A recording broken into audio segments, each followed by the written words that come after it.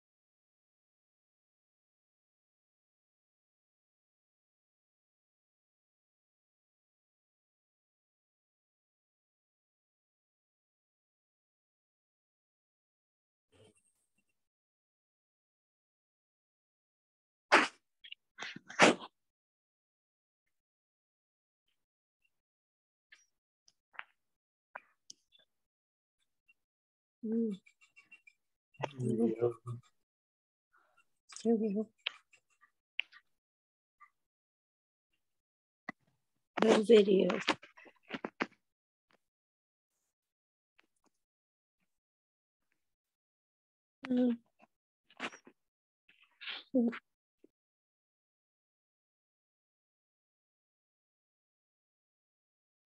Huge.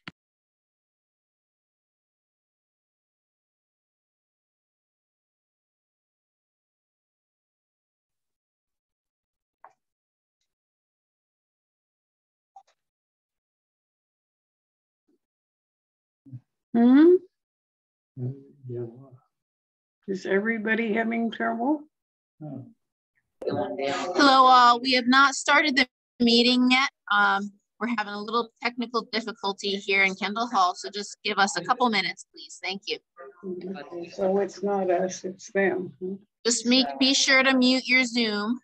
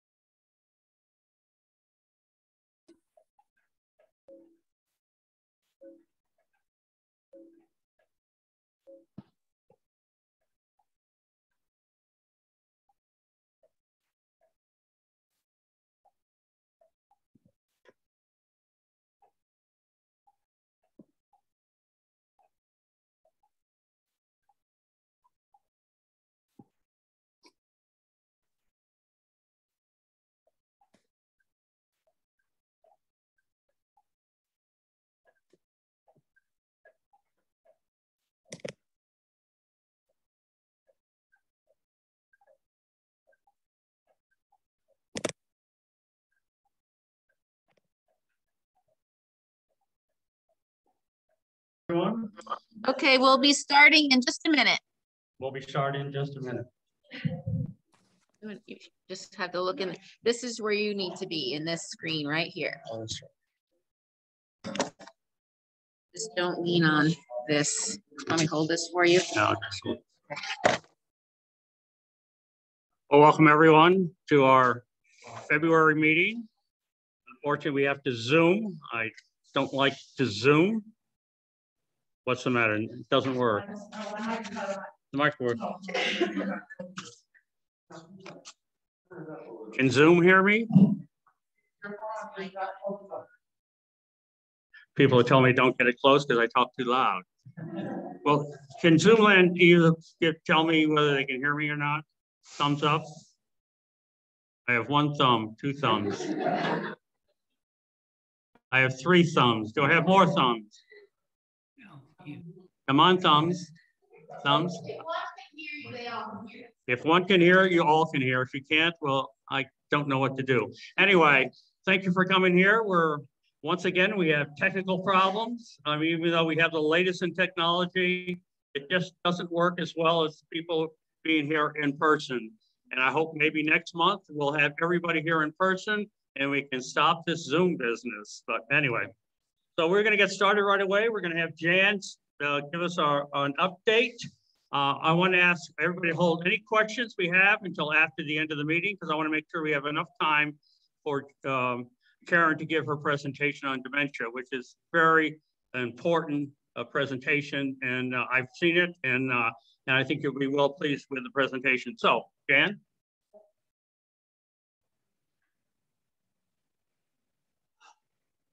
This is you.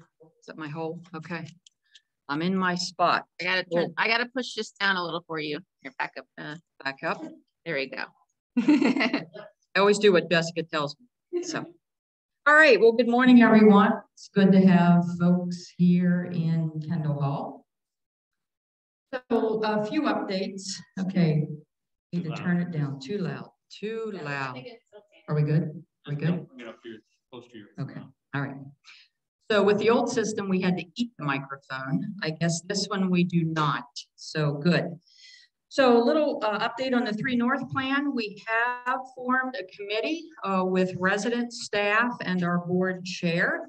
Paul will be introducing those names to you in his part of the meeting today. We did have our first meeting last Friday, and it's a great group. I'm excited about working with the group. We're going to be reviewing the 3 North plan. We're going to be working to prioritize the projects or portions of the projects. As you know, you've read that plan. There's some pretty big projects, but we believe there's ways that we can do pieces of them. And then we'll be focusing on the implementation. We do have $50,000 in our capital budget this year for the 3 North projects. New Il Resident Visitations. So along with the welcoming committee, I have established a plan to have some of our staff members visit all the new residents starting in 2022. And what we will be doing is within the first 4 to 6 weeks, we will be actually visiting the new residents in their cottage, apartment, and giving them the scoop on what it's like to not only live at Kendall, but also work.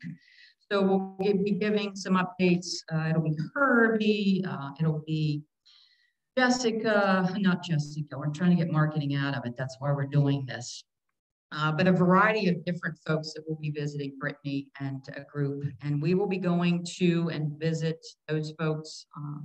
And Stephanie and I will be the final visitors. And we're doing that so that we can follow up to make sure folks don't have any other questions, or if they do, where to find those answers. So we're excited about that. And it's really an opportunity for us to get to know the new residents and for them to be able to put a name to the face. So. Update on functional pathways. So we had a transition from select rehab to functional pathways. It was effective February 1st. It has been going extremely well. We're already getting some great feedback from families and residents that have participated with the new group. I'm really excited about the partnership. I think there's going to be some great services coming out of rehab. And we're definitely going in the right direction. Stay tuned to the March Connections. We will be introducing you to functional pathways, the folks that work for them here on our campus. And then, of course, a way that you can get in touch for your therapy needs. We had an opportunity to refinance a little over $18 million worth of our 2017 bonds, and we decided to take advantage of that opportunity. So after a great deal of work, we, i.e. Felicia, turned it around in record time. It was really unbelievable. Ziegler was very happy with the whole process. It was actually introduced to us in late December. I think it was December 23rd. And we were on it pretty quickly beginning of January, and last week we were able to print our POS document and actually lock in on a rate in the same week. And for those of you who were part of businesses or ran businesses, to turn something around that quickly is pretty phenomenal. So we were able to lock into a rate now, even though our bonds are not going to be called till October. And we were able to do that through a process of forward banking. I think I got that right, Bruce, is that correct? Forward banking? So, and we did that because we knew rates were going up. So we are fortunate to have locked in, and we were able to do that pretty quickly because of two reasons. One is Felicia. We have a very experienced CFO who's done this before. She was able to gather all the information, which, by the way, she lost count at uploading 200 documents. So it's quite a process, and we had great partnership with Ziegler and a variety of other folks. And then, of course, our very stable financial situation. They were very pleased, and our bonds were purchased on Thursday, and we went from a rate of an average rate of 4.9% down to 4%. That means we will be saving approximately $140,000 a year in interest. I think Felicia is listening.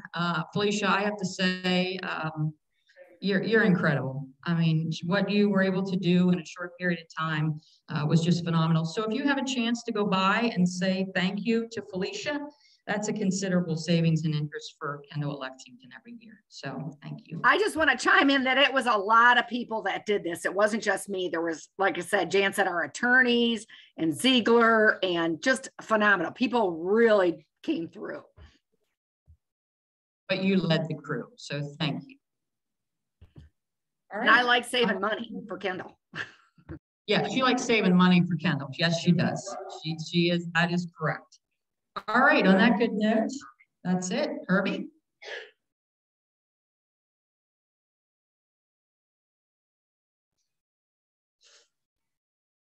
All right, good morning, everyone. Just a few updates that I like to pass on for facilities side of the house. Obviously, one of the big ones is the BRF project, two-pipe conversion. As some may know it, is kind of wrapping up. They're doing some final testing, some final touch-up, patchwork, stuff like that. And we have scheduled right now Monday to do a final walkthrough of all the apartments to make sure everything is working and correct. So hopefully that is coming to its very tail end of the project. The other thing that I would like to pass on is, obviously, I know I've had a lot of questions about deer calling. We are still in full efforts of doing that. That runs through the month of February. Where the goal is to shoot, to try to aim for 20. We are at 5 currently. We have some steady guys, folks out there helping us out with that process. The other one that I would like to pass on, and I hope this gives a little comfort to everyone, obviously we passed on that Jennifer Patterson had taken our project coordinator's position. We have transitioned her into that role, but not without knowing that we have not filled her current position. So me and Jennifer, even though she's kind of starting to lead that role a little bit, that we want to make sure we give all residents confidence that we are still working hard together to make sure nothing falls through the cracks. So she's still available, still assisting me in any way, fashion she can to keep things moving, because we definitely seen a huge impact of her role with definitely with work hubs. So we want to continue that. And as we get that position filled, she'll help get that person trained up before we actually release her from those duties. The other we're excited about, obviously next week we will be kicking off our biannual deep cleaning schedule for all independent residents. So be looking in your mailboxes soon for dates and times of when those schedules for each cottage or apartment or house is coming up. Now that process is going to take us a couple of months to get from A to B, because we are talking 150 units that we got to get through. So everybody is scheduled throughout a different time frame. So information coming out on that. And last but not least, obviously it is coming up on springtime. We put out forms for everybody. So we are asking everybody to please try to get those returned to us by February 25th so we can update the new map, pass it on to the contractor to make sure everybody gets what they're looking for and get spring here and start making the campus look nice. So that's all I have.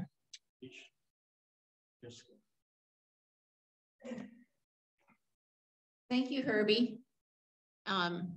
Kevin, you can come on in, or you can give your report from Zoom. But good morning, everyone. As you all know, we have a lot of open apartments and cottages right now. We're currently working with 14 cottages and apartments that are open. So that's a lot. 8 of them are reserved though. So we just had the first of those 8 moving in next week, and then we'll have a flurry of closings throughout the spring and actually leading into the beginning of summer. But that does leave us some apartments and cottages that are open for reservation. So we're actively touring, and Kevin can tell you more about that. You know, typically this colder time of year, we're not as busy with tours, but we really have been busy. So the demand is there. So I'm really happy about that. So again, thank you all for what you do to help us. We are also continuing with virtual. We're doing virtual and in-person tours. And we also have a virtual Zoom session coming up that's going to feature 6 residents who moved in 2021. And it's called, Why Did They Do It? Because I think a lot of our folks on our current especially ready list, wait list, say, well, I want to wait for the pandemic to be over. I want to wait for the economy to get stabilized. I want to wait for this. And so, you know, they're going to, I think it'll be a very interesting panel. And this is just a really busy time for me because we're launching all of our new, you know, our marketing strategy for the year. So all the creative things that we do, our advertising, we try to do new campaigns every year. So it's a fun time for me as well. Kevin, you want to let folks know a little bit about, mind the chair. Sorry about that, folks. We almost had a fall here, but we didn't. Apparently I'm not supposed to trip over the cord on my way to the front of the room. Good morning. Boy, January was a usual January around here in marketing where not much was going on. Not many people interested in coming here right after Christmas to go for a tour. But then February arrived and it was like somebody opened up a faucet and the tours just came back to life. So since the last Residents Association meeting, Katie and I have had 8 in-person tours, 3 from Lexington, 1 from Amherst, 1 from Monterey, 1 from Port Union, 1 from Monetta, those all in Virginia, and then 1 from Hamilton, New York. And Katie had a virtual tour with some folks from California. So lots of tours. And 6 new waitlist agreements since last month from all over the place. Warm Springs, Virginia, Steele's Tavern, Gloucester, Virginia, Inman, South Carolina, Hamilton, New York, and Winneconne, Wisconsin. Even though I'm from Wisconsin, I had to look up how to pronounce Winneconne. And we also sent out 28 information packets in the last month to brand new prospects. It's gotten busy again. And Jessica mentioned all the reservations or all the closings we have coming up this year. And we have one next week. And many of you know these folks because they're local. Ed and Marlis Cron are moving next week. Cottage Kenwood. Who's next? Thank you very much, Kevin. I've asked Bruce Summers to give us a short talk about the Washington Lee Master Plan. There's a hearing in the city of Lexington shortly, and he wrote a letter to the city about his concerns and the concerns he has that may affect us here in Kendall as well. So Bruce, could you just highlight what you... Thank you, Paul. Morning, everyone. Step back Step back. so you can see it. Okay, thank you. Good morning again. I did write a letter, and I want to emphasize at the outset, it was intended to be, I think it is a constructive letter, definitely not confrontational at all, intended to be helpful. Another nonprofit organization with a campus has a master plan, Washington and Lee University. And I read about it in the January 26th edition of the News Gazette. And then I followed up on, studied a little bit more about that plan, which is going before the City Planning Commission on February 24th. And it's generated a lot of public interest for a variety of reasons. And that meeting has actually been moved from the usual small meeting room at City Hall to the auditorium at Liber and Downing Middle School. So it's a large set of amendments to Washington and Lee's master plan. My focus, I think our interest that I'm going to raise awareness of is much more narrow, and it concerns planning involving the so-called triangle bounded by Nelson Street, McLaughlin Street, and Glasgow Street over by Lenfest Center.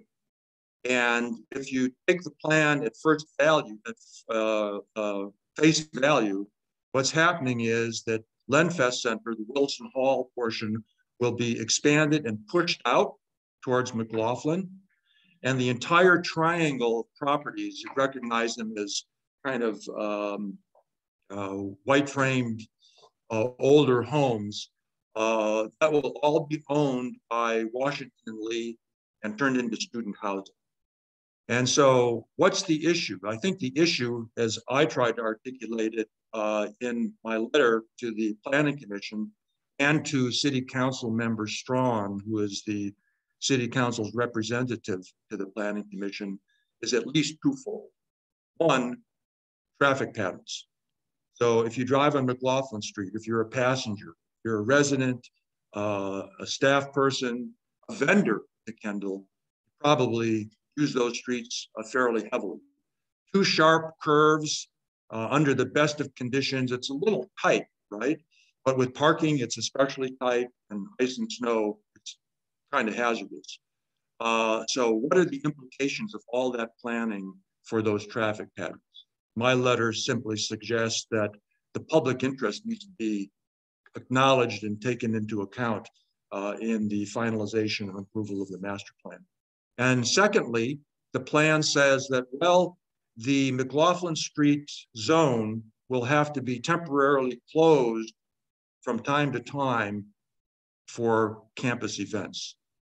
So what does that mean? It's kind of open-ended. So we need better definition of what that means. And the public interest needs to be taken into account in approving those kinds of street closures. I have written that letter. You're welcome to see it if you want. And if you need any, if you have an interest in bringing your views forward to the Planning Commission, I can help you kind of navigate that process, how that works. And feel free to catch up with me. I won't be here at the end of this meeting, but this is Kendall, and you know where to find me. Okay. Thank you very much. I don't think you want any questions now. No. Yeah, they can find you somewhere on campus if you want more information on that. Okay, and I've asked Anita to step forward. She has a milestone, and so she wants to let us know about that.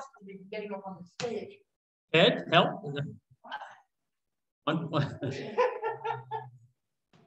And Anita has made to the top of the stage, so.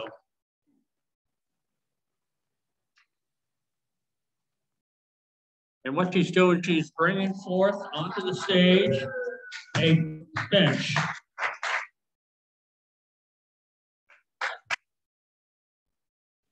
Down I can get. Good morning.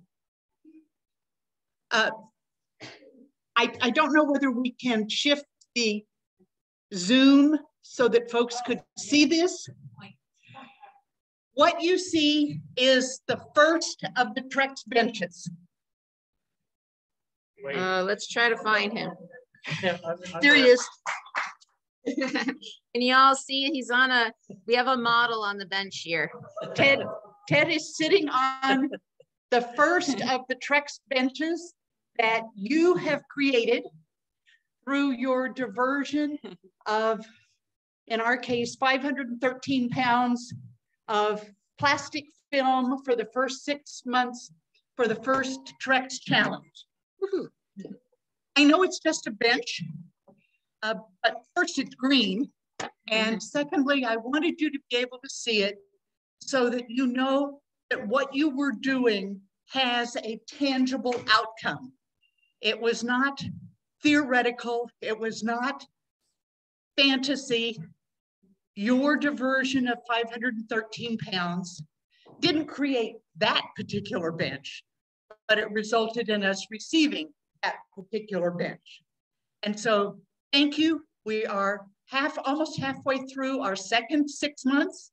And while staff will get to decide where to put this first bench, residents will make a decision on where the second bench might go. So you can be thinking about that. I'm not sure what process we'll use to identify where it goes. Arm wrestling, some mud wrestling, you know, variety of possibilities. But thank you. Continue to recycle your plastic film in our containers, and you'll continue to see more benches show up, but mostly the diversion of hundreds of pounds of plastic film away from the landfill. Thank you very much, Anita. I just have a few little minor things. We are, the copier that we have in the alcove, we are going to replace that. We're looking into, we probably want to lease it. It's a little cheaper to lease it than to purchase it, at least the initial outlay. And Linda Kramer, our treasurer, is working with Felicia to work out the details of that. So it probably won't happen overnight. I think the copier is off the coast of California somewhere, waiting to be delivered. So it may take a month or two to get that accomplished, but we are going to replace the copier. Another thing, interest groups. You know, we have a lot of interest. In fact, I think we have more interest groups than we have standing committees. And we're talking about conversations, duplicate bridge. I got the list here. But there's almost 13 interest groups. And these are people that have a common interest. They gather, they aren't required to have a membership. They aren't required to have a budget. However, we've set aside about $1,000 in our contingency fund to allow these interest groups, if they do have an expense that they want to be compensated for, they can apply to the council and we'll consider it and issue a check for any minor expense they have. And Linda, our treasurer, has sent out to all the interest groups this information, and we've already received 3 requests for money.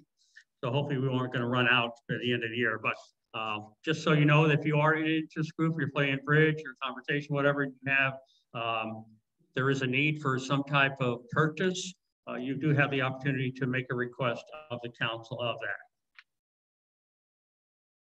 The other thing is the 3 North, the membership. And of course,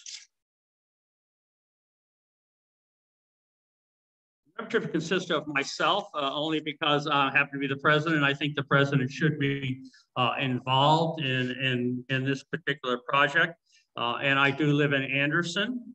Also, Diane Herrick, who is the former president, and she's been involved in even contracting with the 3 North folks to come and do an assessment of our property. And she lives in Anderson as well. Bruce Dwyer, he's on the Wellness Committee, and he resides at Sunrise Ridge. Wick Walker, he's on the Wellness Committee, and he lives on Sycamore Lane. Robin Potter, she's in the Horticulture and Sustainability Committees, and she lives on Sycamore Lane. And then Sue Pipo, she's on Horticulture and the Wellness Committee, and she lives on Sunrise Ridge. So as you can see, we have representatives from Anderson Building who live here in Anderson, 2 people who live on Sycamore, and 2 people who live on Sunrise Ridge. And of course, we have people from the major committees, horticulture, wellness, and sustainability. They're the ones that have probably the most greatest interest in how we proceed with implementing the 3 North plan. In addition, of course, we have Jan and Herbie, the 2 important people on the staff to guide us in this implementation. So as Jan mentioned, we want to accomplish something this year. I mean, there's some long-term projects. If you read the report, there's some projects that cost $1 million or more. It may take a couple of years before we implement that, if we ever do. But we want people to know that we are working on this actively, and we hope to implement 1 or 2 of the projects this year. And so that's what we're looking forward to.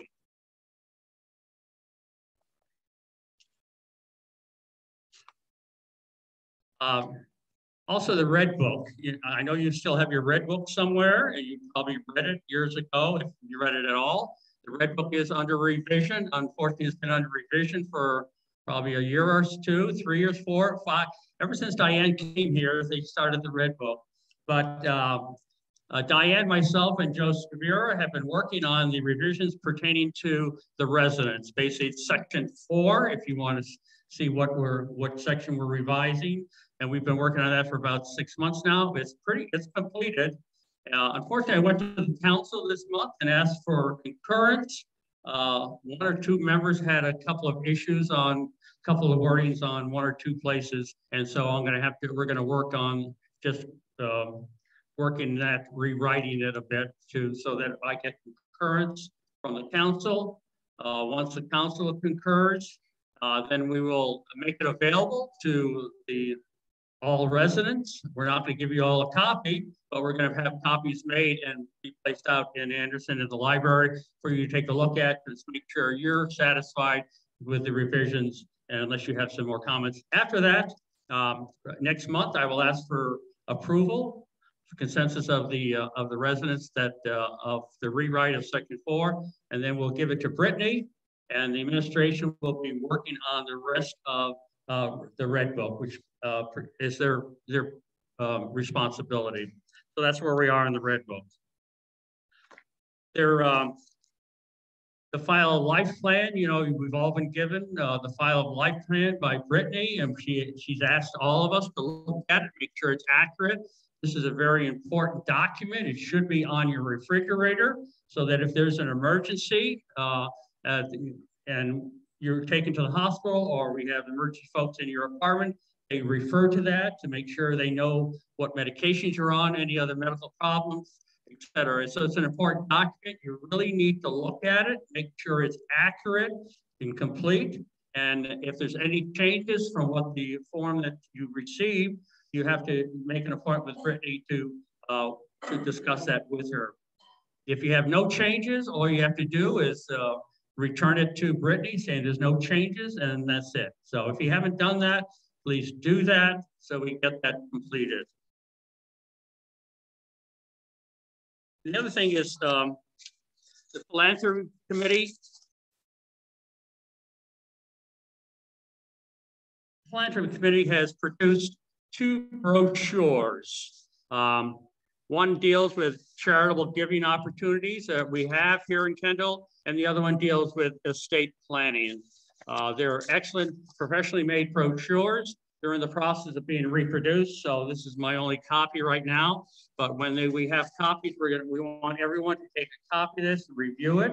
It tells you about the fellowship fund, about the staff appreciation fund, and also about life estate giving, estate planning, etc. It's some good information for you to look at, to review. We're not asking you to do anything except be cognizant of the opportunities that we have here at Kendall to make a difference at Kendall with as in the residents here. There's some very neat pictures of friends and people you know here. So I would take and look at it, and for all the people, we got Mary Collin here, we got Nancy Eppley here, we got Who else we got? Anyway, they'll be posted here in a couple of days, and please take a copy and just review it and have it with you. With that, we are now going to proceed with our presentation here, and I'm sure we won't have any more technical difficulties as we process to a PowerPoint presentation by Karen. Or Jan. Yeah, okay, so just give us a moment here. I'm gonna share my screen.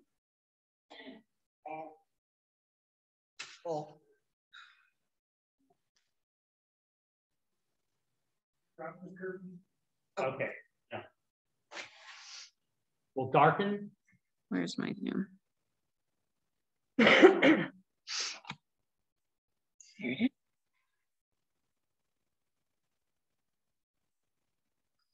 Okay, folks in Zoom land, can you see me and a presentation, Dementia at KLEX? Please thumbs up. Okay, and woo! So can the folks here in Kendall Hall. So, and Karen is here. So I don't know, this is good to go. Do you want to just go through with the arrow? Yeah, if you can put it on there. This is, yeah, There you so go. yeah, Zoom land will see this. You get to see your presentation here. I'm gonna move you to here so you don't see that. Then you can just click on this one right here. All righty. Is this too dark? Can you all see Karen, or do you, can you? It's good. Okay, so let me just do something real quick. Karen, Hello. all right, folks in Zoom, I'm only seeing Felicia here, so let me do this. Just so this way you can watch it, that your folks can see you. All right. Well, good morning, everyone. Most of you have seen me, so you don't need to see me in the dark this morning, right? So I will do my best to try and remember we're on Zoom, so y'all be patient with me if I look away or look at the audience. I've missed being over here at Resident Association. I miss seeing you guys. My new job is taking me more Borden, more Webster, more kind of behind the scenes. But it's great to see faces both on Zoom and here in Resident Association in Kendall Hall. The presentation I'm going to present this morning is about dementia.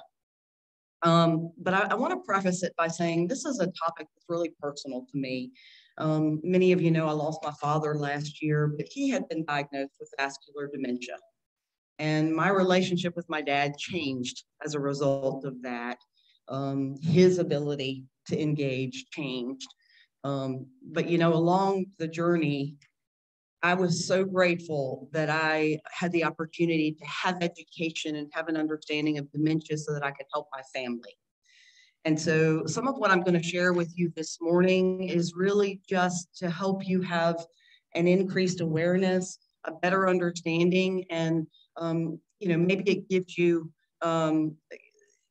if you will, a few more tools in your bucket so that you can help someone or a family or a friend if they are faced with living with dementia.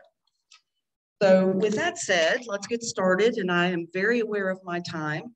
I will not be reading to you. I think Jan has said we can make this available in print, you know, in the next day or two at the mailboxes if you'd like to pick up a copy. So for a lot of folks, what is dementia? Well, dementia is a chronic, it's a persistent, it is an ever-changing, if you will, disorder, and it's really a mental disorder, cognitive change. It's usually a syndrome. And why is it considered a syndrome? Because it is progressive. It means that you may start with just a little bit of a problem, but it will continually progress, and those problems may grow or change. It can impact thinking, orientation, comprehension, calculation, speaking, a lot of different things in terms of how it impacts. So I'm going to share a couple of photos, and I'll move through them fairly quickly, but I wanted to show you what a normal brain is versus an Alzheimer's brain. And so one of the things that you'll see here, if you look at the screen, is that the normal brain is all lit up.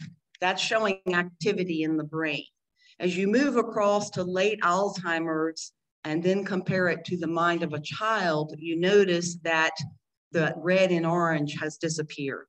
So the brain functionality actually changes. And when you hear about folks regressing, truly, it's not that they have physically obviously regressed, it is that their brain is sort of functioning back the way it did when we were younger children. That's the impact that dementia has.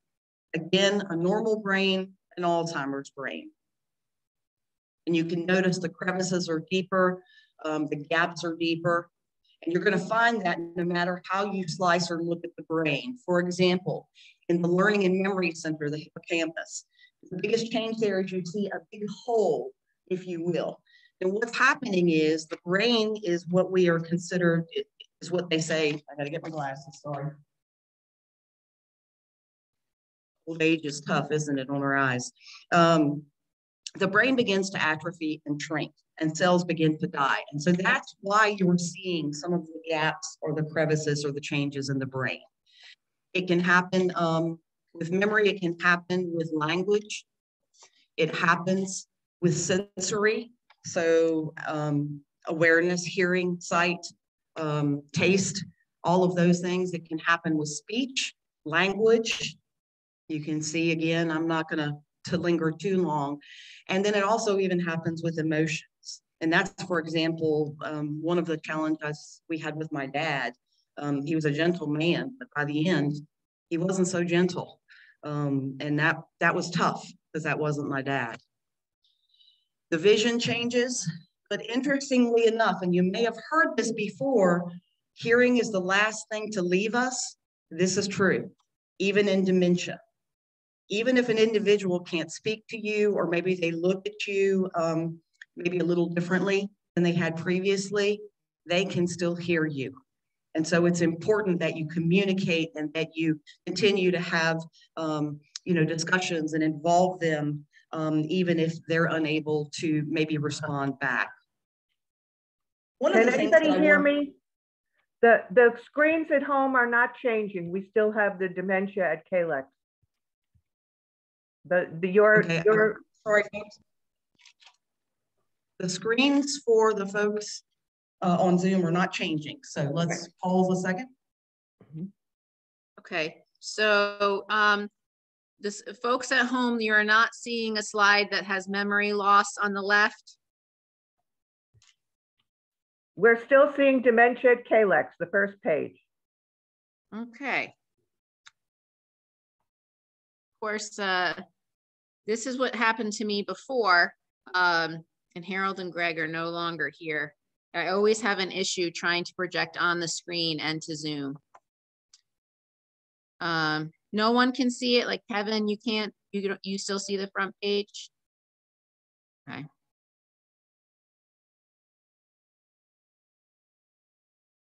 I'm gonna stop and start again.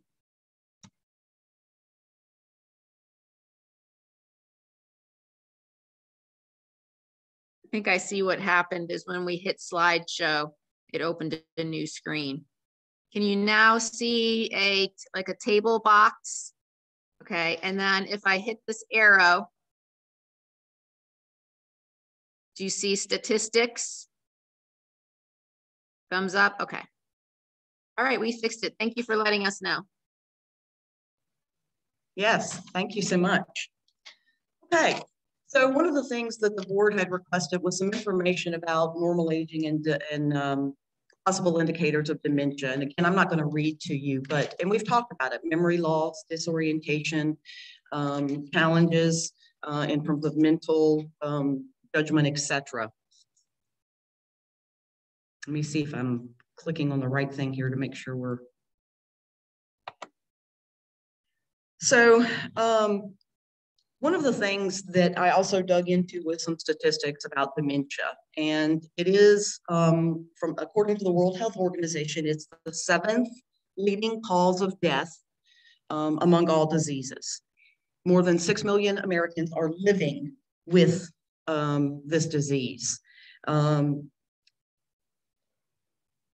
Worldwide, about 55 million people have dementia, and it is believed that that number is increasing.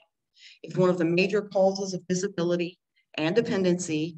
And it's anticipated that 1 in 3 seniors will die with dementia. So a lot of statistics there. I wanted to look at Virginia's statistics as well. And so basically what we're seeing is that we anticipate in the state of Virginia that we're going to have potentially a 26.7% increase in folks diagnosed with some type of dementia. So as an organization, when we're thinking about strategic planning and we're thinking about how we want to go forward and how we want to provide care, not only in the nursing home, the assisted living, or even as residents move through our move into our community, what resources and what support systems do we want to have in place for individuals who may have the disease or who may be a caregiver for someone with the disease. So that's an important thing for us to think about as we're moving forward.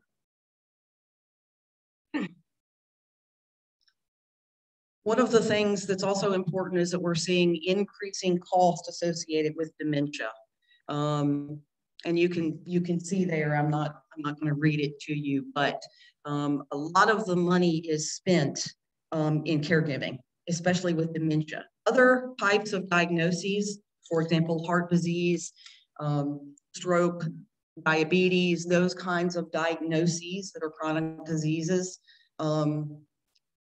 they cost a lot of money in terms of medications, physicians, visits, hospitalizations, etc.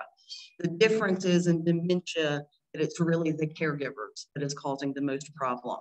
There may be a comorbidity, what we refer to as another diagnosis. So I might have high blood pressure and also have dementia. But generally what we're seeing is caregiving is the biggest cost associated.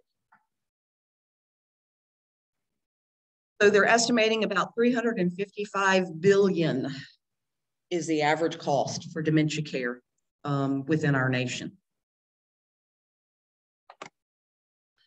So that's some of the boring stuff, right? The statistics. The really good part of this is kind of understanding what it is. So I started with this slide because I wanted to show you that dementia is actually an umbrella that encompasses several types. We often hear the word Alzheimer's. Well, Alzheimer's is actually a type of dementia. So a person can have dementia, but not necessarily have Alzheimer's. A person can have dementia, but have vascular type dementia. So I think it's really important that we understand that there's different types and different varieties. There's Parkinson's type dementia, there's intracranial bleeds, there's stroke. Sometimes there's, if you will, psychological diagnoses that also cause some cognitive challenges. So there's a variety of things that fall under that dementia umbrella. And so when you're in healthcare, you often refer to dementia and then specify the type. Because what that does for the healthcare provider, the worker, is help them understand how to intervene and what to do differently. Let me point that out, for example. With Alzheimer's disease, functionality is impacted. There's oftentimes a lot of wandering, spatial disorientation. Someone with Alzheimer's, and we have seen this. We have someone actually in Borden now. This carpet has a line through it, and we've seen people walk up to the line and stop because they don't understand that it isn't a hole or there is a depth there, and they're afraid to go across it. So environment is a huge part of taking care of individuals depending upon the type of dementia that they have. With vascular, it was the confusion of getting words and just no memory at all. Don't know what I had for breakfast an hour ago. That's sort of some of the signs and symptoms of vascular, for example. Anyway, again, I'll not read to you, but some of the dementias bring some very strong changes in an individual. Sometimes with frontotemporal or Lewy body type dementia, we can see some increased aggressiveness. And again, that sensory chamber in the brain that's atrophy or dying is not allowing the person maybe to have filters, right? I've been in healthcare about 30 years, and I remember there was a little lady that I worked with And pretty much all day long, she would sing hymns and she was most pleasant. But come about 4 o'clock, she had sundowners and her mode would change. And unfortunately, I got sent home. I went home one day with a black eye because I got a little too close. Now, the woman who would sing hymns all day, it was amazing how she progressed through the disease and became very aggressive. So it's something just to think about in terms of as we provide care for individuals. So we have a very specific program that we're working on here at Kendall, and this will be kind of the gist as we move to the end of the presentation. But this started back in about 2015, 2016, in the sense that the Kendall Corporation, which we're an affiliation with, what they did is they said, you know, we feel like this is an area that there's going to be increased need, increased growth, and we want to be prepared to provide the care that is needed in our various communities across, I guess, the East Coast at that point in time. And so some discussions began, and they began to build kind of a list of items that were sort of important. Charlotte Seibold was the administrator at the time, and she began working on this back at that point in time. What was great about it is they also brought us some capabilities for some programming where we could reap the benefit of being part of Kendall Corporation. For example, you've heard us talk about B360. We also have a program called Linked Senior. Now that's something that we have to pay for every month, but we have cheaper rates because we did it all across Kendall instead of just us in Lexington by ourselves. So that was a benefit to us as a part of that Kendall support. So those original initiatives talked about development and implementation of training, person-centered care accreditation, and dementia care accreditation through CARF, establishing program guidelines, eliminating alarms, implementing twice a day, BID is twice a day medication passes. What that does is that gives the nurses more time to interact and less time handing out drugs all day. One of the things we also did was to look at a sleep program, because we know for a fact, if you get enough rest and it's uninterrupted REM sleep, you feel better in the morning, which means your blood pressure isn't up, which means that you are usually a little more happy and not so sad or not so angry or frustrated. That is true of individuals with dementia as well. And so we really strive to have folks be able to get that REM sleep to help them focus. So these were some of the original concepts that we began to work with. We also looked at the Quaker. Now, Kendall's based on Quaker ideas. And so Quaker Aging Services has a program called the Art of Dementia Care. These were the key items that they felt were important as a part of that Quaker program and that focus on dementia. Empathy, right? Respect, regardless of where you are, who you are, or where you are in the progression of that disease.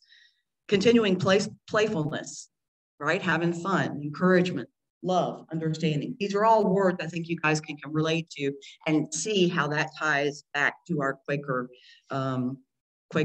values. So that brings us to now. Where are we now? So we still want to position ourselves, Kendall at Lexington, as a local and regional expert. We still want to dedicate resources and staff time to the development of a program that's strong, not just for the residents that we currently serve, but for residents that we may find ourselves supporting in the future. So we've talked about a variety of things. We also talked about it as a part of master planning. That's why we built this neighborhood model, okay? And why we wanted to embrace more of a person-centered care. So we've continued as a community to put a focus on this area. So I regenerated the team, and we got back together and we said, okay, we need to come up with some cornerstones. We need to come up with some things that we as a Kendall at Lexington, what's really going to help us drive our program and help us make decisions about where to go with our program. So, well, that's not very clear for y'all, is it? Sorry. But some of the items that are on the list is empowering persons served with dementia and helping them consistently be able to get through each day. One of the things is ongoing assessments and screenings to help people identify how their needs are changing or what support they may need is different. Maintaining person-centered care. Person-centered in a nutshell is me focusing on what Ruth likes, what Ruth wants, how Ruth lives her day, what her routines are, and trying to keep her as close to her normal life as possible. That's what person-centeredness is about. It's about working with each individual where they are, but taking into account their support systems, their hobbies, their favorite things, smells that they like, foods that they like, the things that can make it singled out for them as an individual. And again, some of the continued things like our BID medication program, our sleep program, et cetera, were all part of what we wanted to continue as a part of our action plan. So there's a couple of key pieces I want to share real quickly. One of the things that we have adopted is the Keep Us Know gyms, okay?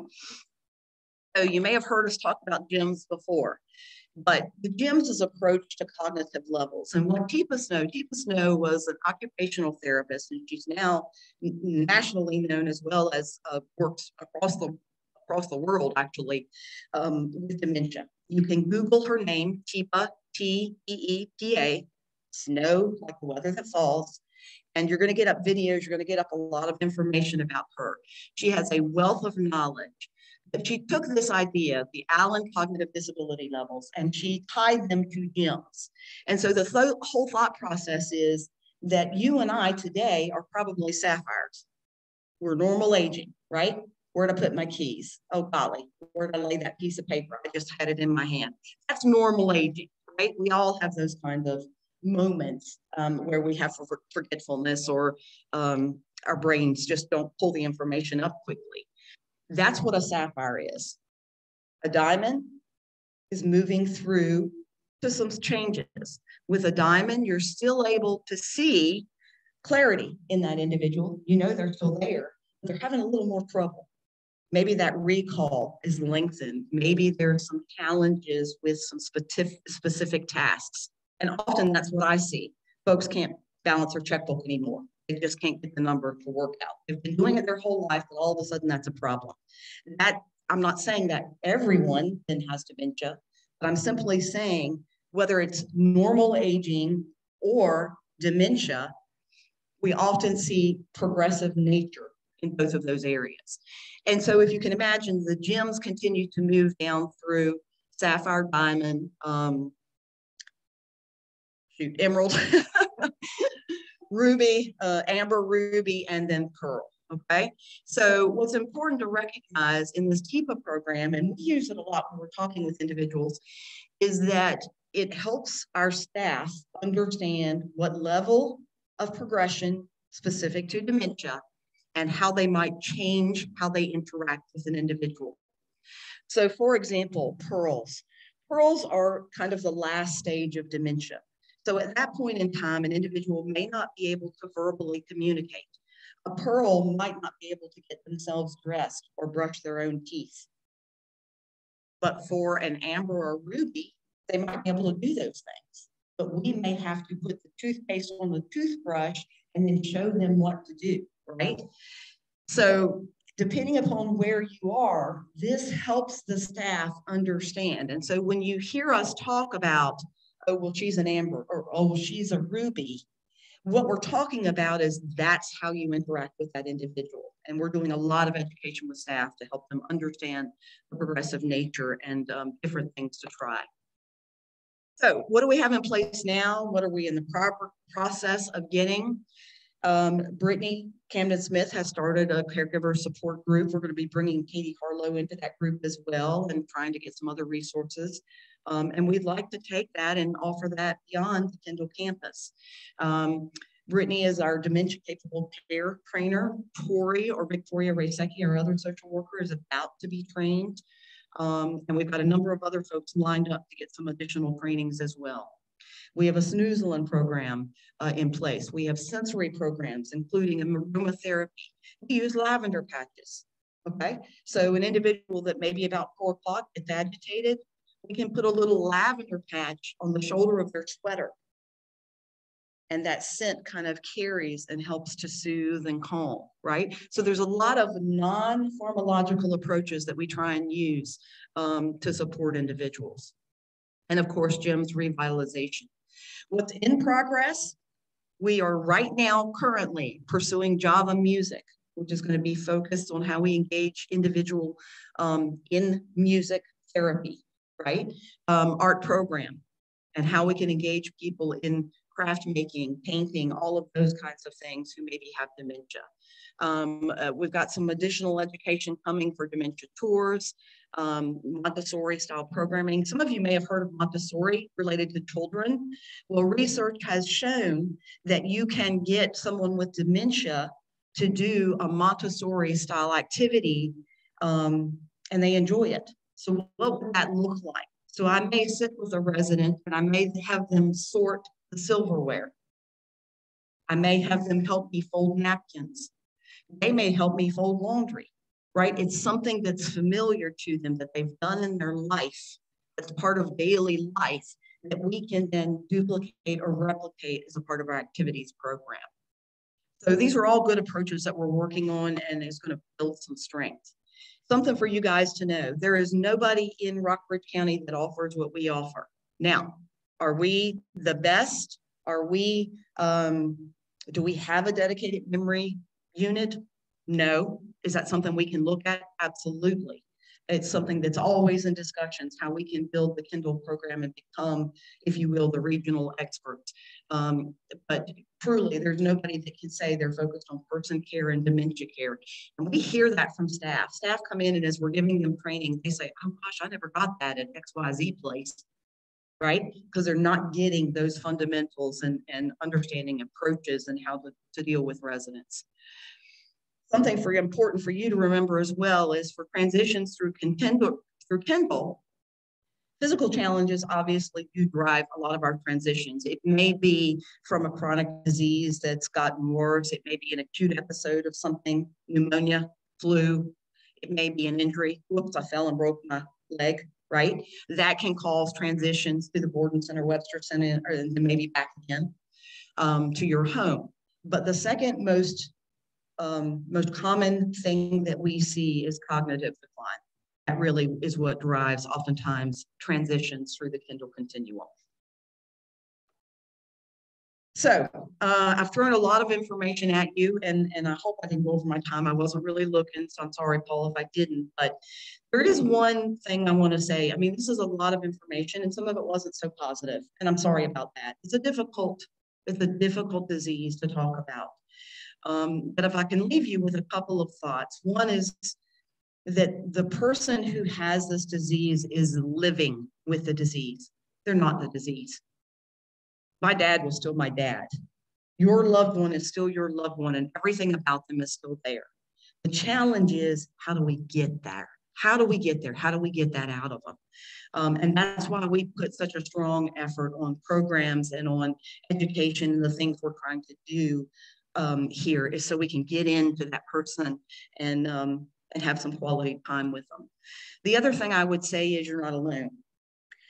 There are folks across this campus, whether Borden, Webster, independent living, who are caring for someone who may have a similar diagnosis.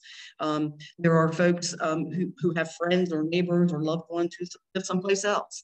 I think we all these days know someone who's kind of like COVID and know somebody that's had it, right? But take opportunities to learn about it and to understand. You know, Brittany, myself, Tori on the Borden Center, Danielle, we've got experts in this building that can really help talk you through some of the resources that are available so that you don't feel like you're alone and we can be there. The last thing I will say is research has come a long way. And as a matter of fact, I just read 2 nights ago, I was so excited to read this, that they may have discovered a cause of dementia. So I don't know if you guys have read this, but it's about the tau. T-A-U in our brains, okay? What they're finding out is that some people's tau is different. And those that have a little different form of that in their brains are able to clean up the protein plaques and tangles that cause dementia. So really, having discovered this has given researchers an opportunity to be able to say, okay, let's focus in on this.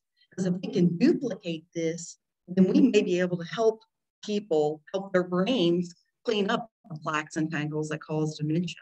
So it was a really great breakthrough and some great news that I think helped to provide some hopefulness in terms of this challenging disease. So I'm going to turn it over to Paul, but I'm happy at any point to answer questions or and we'll have some of these copies of these slides available for you. So thanks for your time this morning.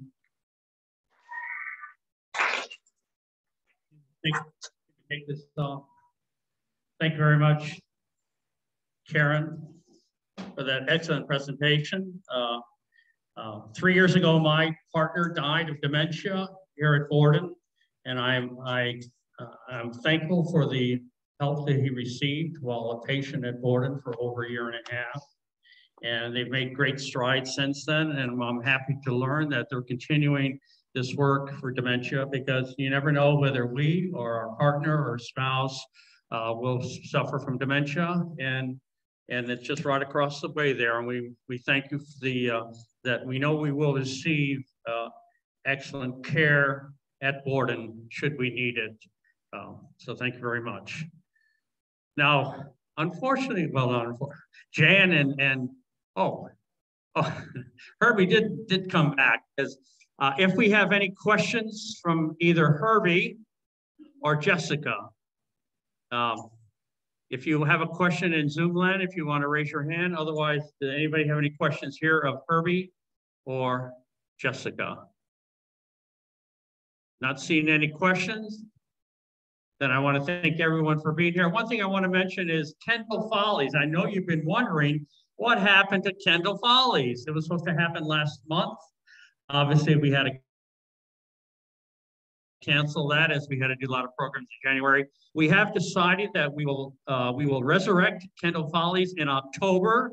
We hopefully will be at full strength back then, and we'll be able to put on a great performance for you here in Kendall Hall. So that's what our plan is now. And we'll make sure Herbie and his staff are willing to participate in Kendall Follies, along with the residents here. I want to thank you very much for everything, and we'll see you next month. Hopefully we'll all be here and we won't have Zoom, but I can't guarantee that.